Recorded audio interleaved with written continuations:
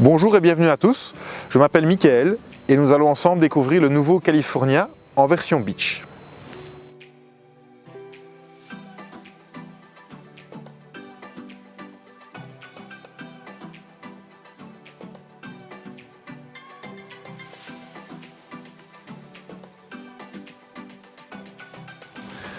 Voici donc la présentation de l'ouverture et fermeture du toit manuel sur le California Beach.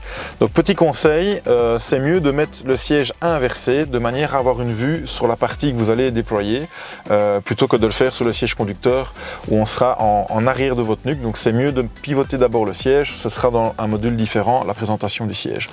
On commence par déployer le volet, donc bien ouvrir le volet à fond, d'accord. Ensuite, on enlève la ceinture de sécurité qu'on bascule des deux côtés, côté gauche et droite. C'est exactement le même côté gauche et droite. Vous avez ensuite un petit loquet de maintien qu'on lève. On déverrouille un côté, idem de l'autre. Une fois qu'il est déverrouillé, aidez-vous de la barre pour faire passer le crochet par au-dessus. D'accord ? Donc le crochet est un crochet qui pivote. Donc on fait bien pivoter le crochet vers le bas, côté gauche et côté droit. Une fois que le crochet est déverrouillé, il suffit simplement de pousser pour l'ouverture du toit. Le toit se déverrouille naturellement, il est sur des vérins, on ne peut plus simple. Vous pouvez également, pour agrandir l'espace de vie, lever la partie du lit qui permet de dégager de la hauteur à l'intérieur du véhicule. Pour la fermeture du toit, on fait l'effet inverse. On commence par descendre le lit. On vérifie bien que les deux crochets soient ouverts vers le bas, d'accord, pas qu'ils soient en position levée, bien en position ouverte. On va rechercher le toit. Quand vous allez descendre le toit, il va se bloquer plus ou moins à une dizaine de centimètres, d'accord, il ne va pas se fermer, il va rester à plus ou moins 10 cm. Vous avez une petite sangle qui permet d'aller chercher le toit pour les personnes de plus petite taille. Une fois que le toit est revenu en position, vous devez absolument avec la housse venir faire un petit boudin. Donc on vient faire un petit saucisson au niveau de la housse parce que le but est d'aller rechercher le crochet supérieur, aussi bien à gauche qu'à droite. Donc on fait un petit boudin, on fait un petit rond avec la housse, on se sert de la barre pour descendre les 10 cm restants, on passe le crochet au-dessus, d'accord. On ne le ferme pas tout de suite, avant de fermer ce côté-là, on répète d'abord l'opération de l'autre côté. Donc on fait le petit boudin, de nouveau, de l'autre côté, on se sert de la barre du toit pour fermer les 10 cm restants, on a le crochet et une fois qu'on a engagé les deux côtés, on peut verrouiller alors le petit loquet pour éviter que ce ne soit trop difficile. Si vous fermez un côté, vous aurez du mal à fermer le suivant. On remet les ceintures de sécurité, on vient engager le volet dans le petit rail coulissant, on passe bien les ceintures au-dessus, on engage le volet, vous commencez à préparer la housse dans la glissière, que ce soit plus facile pour vous, et on engage le volet dans la fermeture du toit. Bien regarder que la housse ne se coince pas dans le volet et on verrouille le dernier centimètre. C'est en ordre.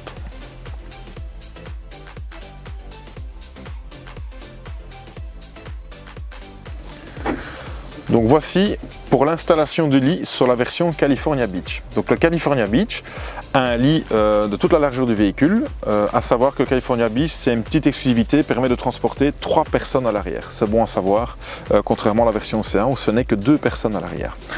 Pour l'ouverture du lit, vous devez ouvrir les trappes qui servent entre autres de trappes de rangement avec des petits tiroirs très pratique, on peut y glisser certaines choses. Bac qui s'enlève complètement si vous souhaitez passer quelque chose de plus long.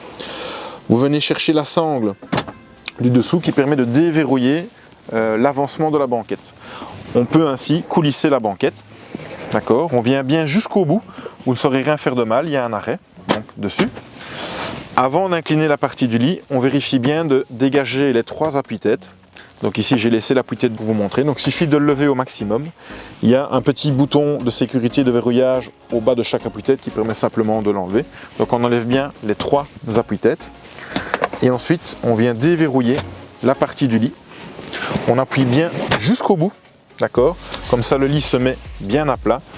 Ensuite on reprend la petite ficelle qui permet d'avancer la banquette et on vient se remettre derrière contre la partie arrière qui fait prolongation du matelas.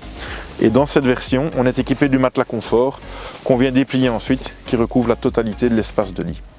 D'accord? Pour l'effet inverse, on remet le matelas dans la partie du bas.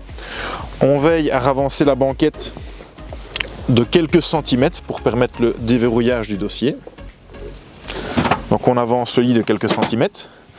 On redéverrouille la partie du dossier, on se sert du poids du corps pour descendre et renfoncer le lit. On peut ainsi remettre le dossier et on peut de nouveau reculer le lit, le siège jusqu'au fond.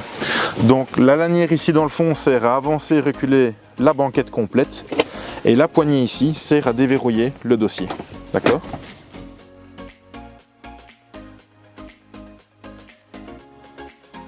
Comment faire pivoter un siège sur un V-Way California? Donc le siège côté passager, toujours faire ça quand la portière est ouverte. Donc vous mettez à l'extérieur du véhicule et ça permet d'avoir le siège qui sort par l'extérieur de la portière. Donc avant le pivotement, bien veiller de relever les accoudoirs, côté gauche, côté droit. Essayez d'incliner, de redresser un tout petit peu votre dossier, ça permettra de gagner un petit peu en place. On avance légèrement le siège. D'accord, de manière à pouvoir passer avec le montant de la ceinture. Une fois que le siège est suffisamment avancé, on déverrouille le petit loquet qui se trouve juste ici en dessous du siège et le siège pivote sur lui-même. Une fois que le siège a pivoté, vous gardez la mobilité de pouvoir incliner votre dossier. On peut toujours avancer et reculer le siège, évidemment, remettre les accoudoirs qui sont eux aussi réglables via la petite molette de réglage qui est juste ici en dessous. Ça, c'est pour la partie du siège côté passager. On vous montre tout de suite après la partie conducteur. Pour faire pivoter le siège du côté conducteur, on répète la même opération que le siège passager, mais on veille d'abord à 2 points. Le premier, c'est d'abaisser le frein à main, qui permettra au siège de passer juste au-dessus. Et si votre volant est fort tiré, vous l'avancez au maximum, vous l'enfoncez au maximum, ça dégagera de la place. On vient de nouveau avancer le siège sur la partie avant. Les accoudoirs sont bien remontés. On vient redresser au maximum le dossier. Très important, ici vous allez avoir le volant qui va vous gêner légèrement pour pivoter le siège. Abaisser l'appui-tête. On déverrouille le petit loquet qui se trouve juste ici au centre. Donc c'est le même du côté conducteur et du côté passager. Le loquet permet de faire avancer le pivotement du siège. Et ensuite, on peut reculer le siège et maintenant on peut de nouveau réincliner le dossier à sa guise et remettre les accoudoirs. Pour le retour, même principe dans l'effet inverse, on lève bien les accoudoirs, on avance le dossier, le petit loquet de verrouillage qui permet de débloquer, on vérifie bien que le siège passe avec la portière et voici le retour à la position initiale.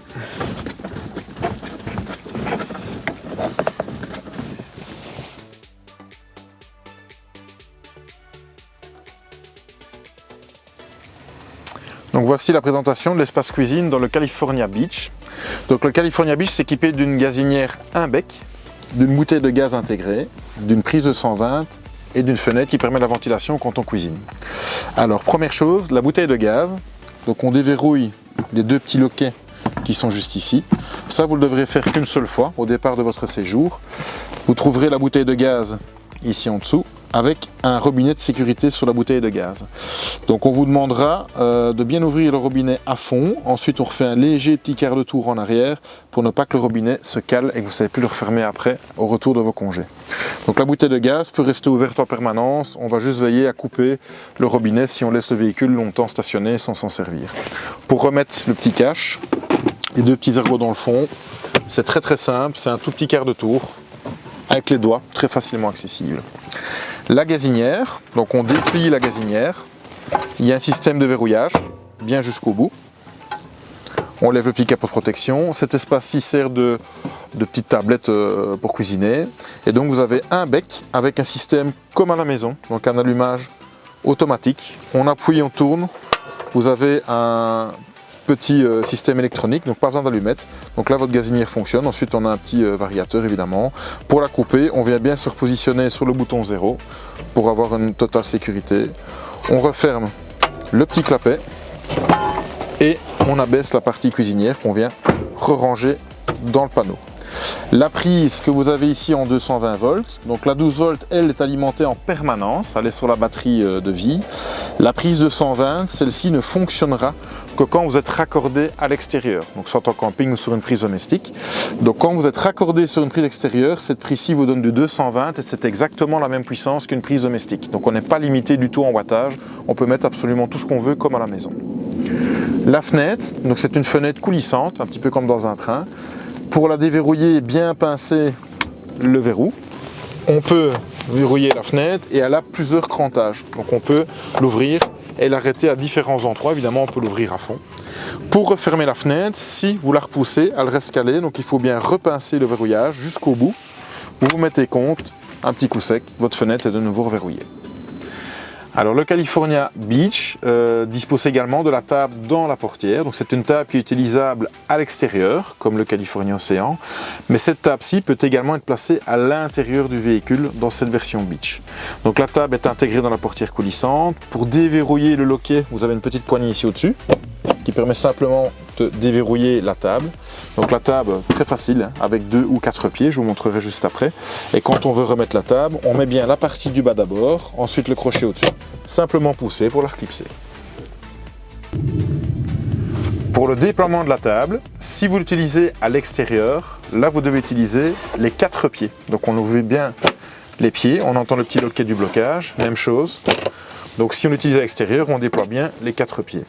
Si on utilise la table du California Beach à l'intérieur, vous ne devez utiliser que les 2 pieds extérieurs. Donc là, ça permet de remettre le pied, bien le clipser. Donc on déplie les 2 pieds du côté de l'arrondi de la table, d'accord? Donc ça c'est les 2 pieds extérieurs au niveau de l'arrondi de la table. Et vous voyez qu'ici sur la table du version Beach, vous avez également des petits crochets noirs. Ce petit crochet noir vont servir à quoi? À venir fixer votre table à l'intérieur. Donc je déplie un crochet, je déplie le deuxième. Ici, ce serait dans le cas où on le mettrait dans le sens de la longueur. Donc je déplie bien les crochets. Et donc ici, je peux choisir comment je veux fixer ma table. Donc on retourne la table délicatement. Et vous voyez qu'à l'aide des petits crochets noirs ici, on peut venir se fixer dans le rail de la gazinière. Donc on lève simplement légèrement la table pour l'introduire. Et je peux attacher ma table dans le sens de la largeur ou, via les crochets qui sont ici, dans le sens de la longueur. Donc on peut le placer comme ceci. Ça permet à la table d'être beaucoup plus stable que si elle était sur les 4 pieds au milieu où elle pourrait bouger. Mais on peut également mettre la table un petit peu plus grand. Donc si vous dépliez la gazinière, sans spécialement s'en servir, vous voyez qu'on a de nouveau un rail à cet endroit-là. Donc on peut également placer la table dans la partie allongée de la gazinière, donc qui permet de rallonger, de centrer un peu plus la table dans votre véhicule. Et la table est évidemment coulissante dans ce fameux rail. Donc table, gazinière fermée ou gazinière dépliée sur la largeur ou sur la longueur. C'est ces petits crochets-ci qui viennent se déposer dans le rail. Pour remettre la table, on fait évidemment l'effet inverse. On replie sa gazinière, on pivote délicatement la table, on vient remettre les crochets. Voilà, ici. Voilà. On appuie bien sur le bouton pour remettre le pied. Voilà, celui-ci dans le bon sens. Voilà, donc bien veiller avant de remettre votre table dans la portière que tous les crochets soient bien reclipsés à fond, les 4 pieds également, pour pouvoir remettre la table dans la portière.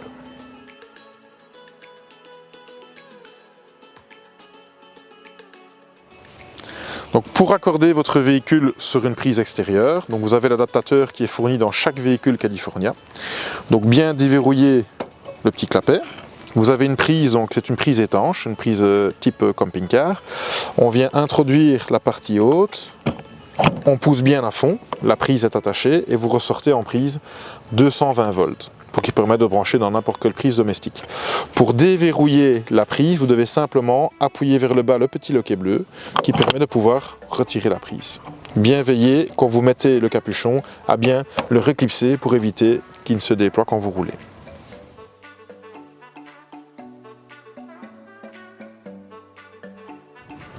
Dans le California Beach, vous allez découvrir dans votre coffre une planche.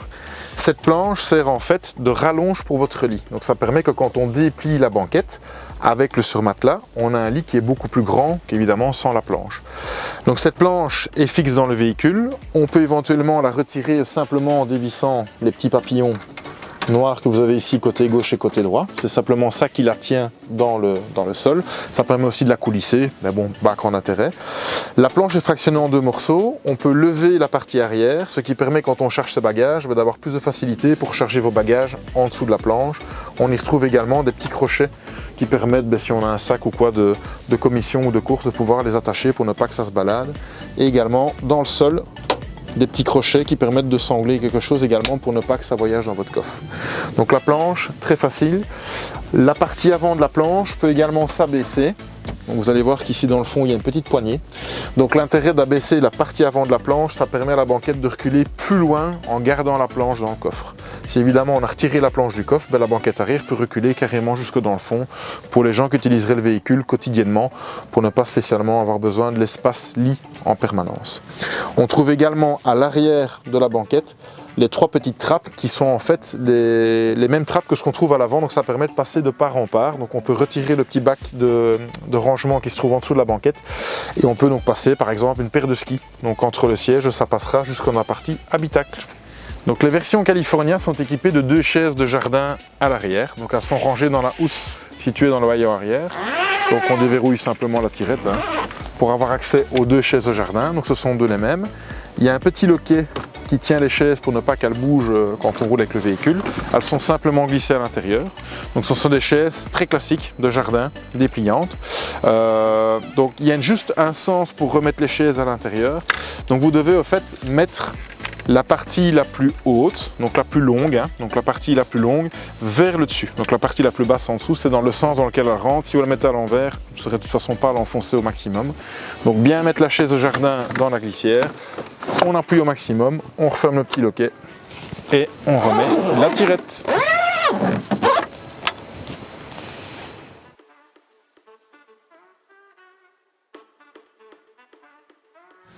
Alors, la tablette qui se trouve au plafond dans la version California Beach va vous donner plusieurs indicateurs et permettre plusieurs réglages. Donc pour allumer votre tablette, simplement une pression sur le bouton rond. Automatiquement, l'écran va s'allumer. N'ayez pas peur, il s'éteindra automatiquement après quelques secondes, donc pas de souci de devoir éteindre l'écran, ça se fait de manière automatique. La page de garde vous montre l'heure, la date, le jour et surtout le niveau de batterie. Donc ça, on parle bien de la batterie de l'espace de vie.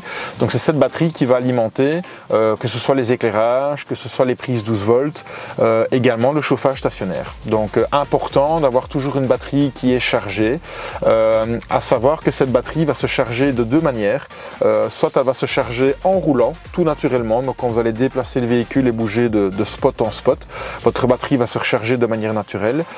Ou alors quand vous êtes par exemple dans un camping et qu'on peut permettre de brancher le véhicule sur une prise 220, à ce moment-là, non seulement vous bénéficierez du courant directement de la prise, mais en plus de ça, ça rechargera également votre batterie externe qui permettra d'être toujours à 100% de batterie. Donc là, c'est votre page de garde qui montre la batterie. Sur la page suivante, donc c'est tactile, c'est très intuitif. Sur la page suivante, on voit les différents onglets. Donc on a un onglet pour le chauffage, on a un mode camping, un mode recharge, une minuterie, un réveil. Donc ça c'est très simple, ce sont des petites fonctionnalités qu'on retrouve également sur un smartphone. Donc on peut programmer plusieurs heures de réveil. On a une minuterie quant aux cuisines, donc très classique. Sur la page suivante, on va y retrouver les réglages donc, de la tablette, le mode de température, le langage, la puissance du signal sonore et également le bouton éteindre écran. C'est juste pour le fermer manuellement, mais comme expliqué, ça se ferme de toute façon très vite. Donc cette tablette est assez complète, c'est quand même un outil de travail. Et alors le mode assiette, c'est un mode qui peut être utile, donc ça ne fonctionnera que quand votre moteur est tournant ou le contact mis. C'est un mode qui permet de voir quand on est stationné à quelle inclinaison se trouve votre véhicule, aussi bien vers l'avant que vers l'arrière.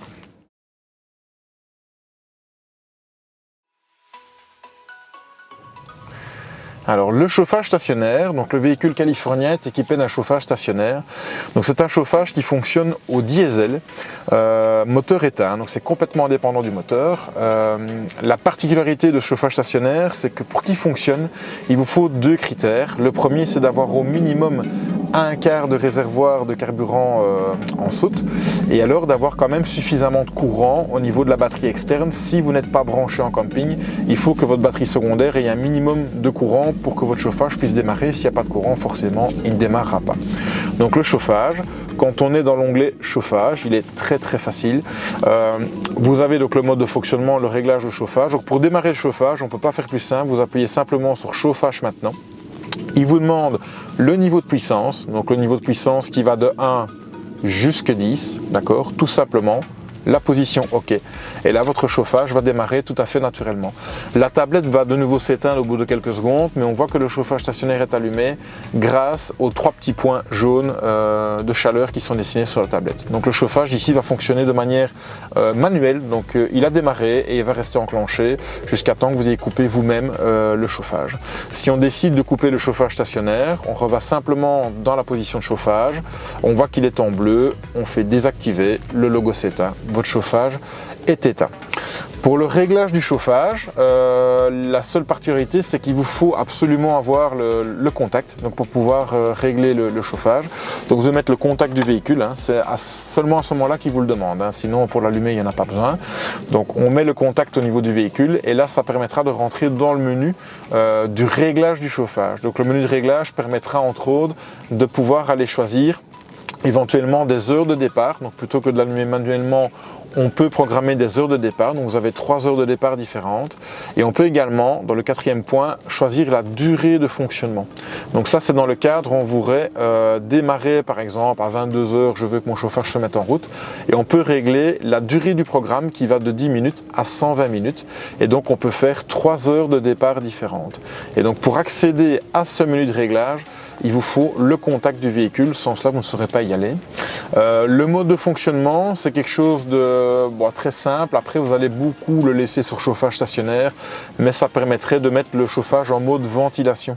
Donc au lieu d'avoir de l'air chaud, il ne fera que de souffler de l'air et l'air sortira par les bouches de ventilation du tableau de bord. Donc c'est de l'air tempéré, hein. Ce n'est pas de l'air qui est climatisé ou chauffé, donc c'est vraiment comme un ventilateur. Évidemment, on ouvre la plupart du temps les portières ou les moustiquaires dans ce type de véhicule, mais voilà, ça a le mérite d'exister. Donc il y a un mode ventilation, donc on laisse bien en mode chauffage stationnaire et donc il vous propose chaque fois le niveau de puissance très facile.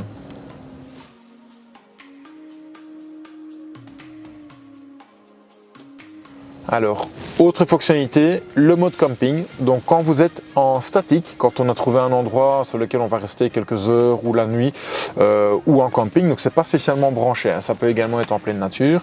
Le mode camping permet de gérer les éclairages de la partie vie. Donc en fait, ça permet d'activer le mode camping pour éviter qu'à chaque fois qu'on ouvre une des portières, tous les éclairages de l'habitacle s'allument comme un plafonnier d'une voiture classique. Donc quand j'active le mode camping, je peux désactiver les éclairages automatiques.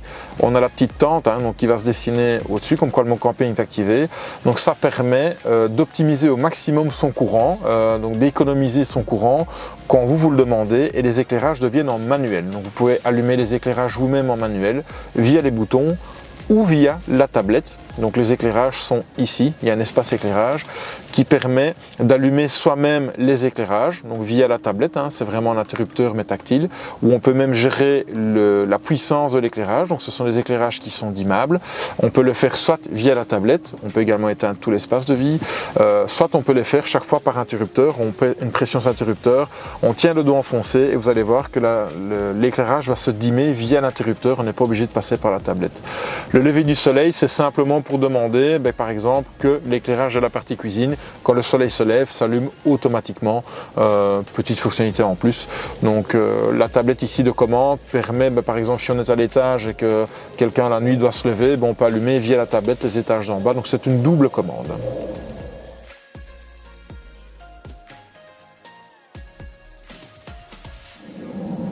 Alors pour la partie courant, donc vos batteries auxiliaires, donc qui est sur la page de garde, se rechargent donc de la manière moteur et branchement.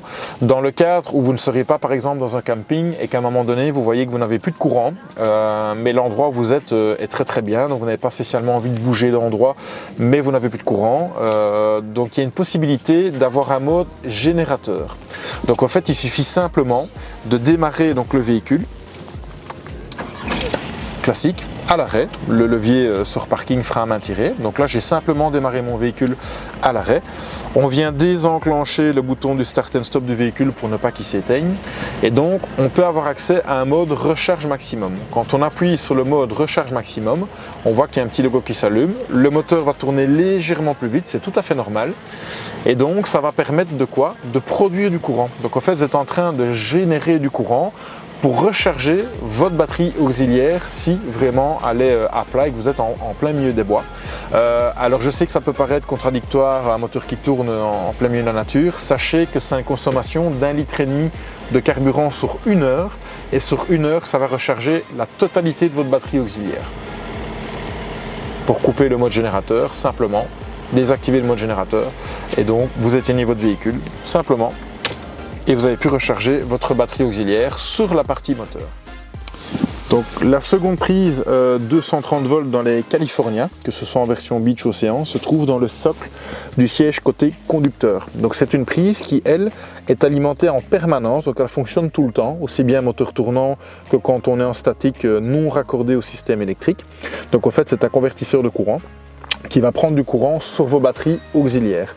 Cette prise-ci donc fonctionne en permanence, mais attention, elle a une puissance en watts de 300 watts maximum. À l'inverse des prises raccordées en prise extérieure, vous êtes limité à 300 watts maximum. Si vous essayez de mettre quelque chose à plus que 300 watts, par exemple un chargeur de batterie de vélo électrique ou des choses comme ça, ça va fonctionner, mais ça chargera un peu plus lentement. Par contre, si vous essayez de mettre quelque chose de trop puissant en direct, comme par exemple un four à micro-ondes, là à ce moment-là, vous allez avoir le fusible qui va sauter parce que vous demandez trop de puissance. Ça va? Donc prise continue, alimentée en permanence, maximum 300 watts.